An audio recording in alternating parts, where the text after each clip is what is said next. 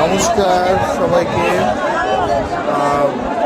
অনেক দিন পরে চন্দ্রনাথে যাওয়ার ভাগ্য হয়েছিল।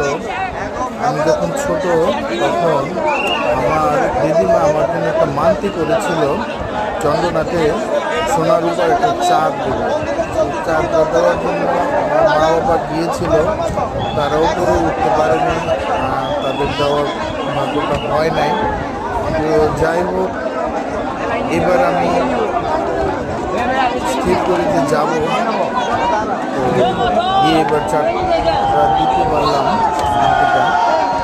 তো চন্দ্রনাথ পাহাড়ে ওঠার পর যাই হোক ভালোই উঠছি, কিন্তু যখন মন্দিরে ঢুকবো তখন এত পরিমাণ ভিড়, একটু ছোট জায়গার ভিতরে ভিড়ের ঠেলায় আমরা মন্দির পর্যন্ত যাওয়াটা দুরূহ ব্যাপার হয়ে উঠছে। এখানে সবচেয়ে বড় সমস্যা হচ্ছে যে মন্দির যে ম্যানেজমেন্ট আছে তাদের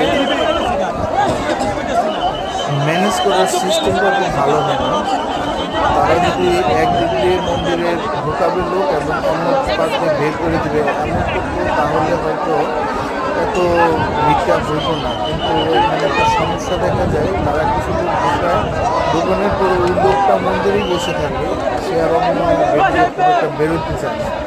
তো ফলে মন্দিরের ভিতরে জায়গা সংকলন থাকার কারণে আর অন্য লোক ঢুকতে পারে না। তো সবার দৃষ্টি আকর্ষণ করবো যাতে এই জিনিসটা খেয়াল রাখে। ভালো থাকবেন সবাই, নমস্কার।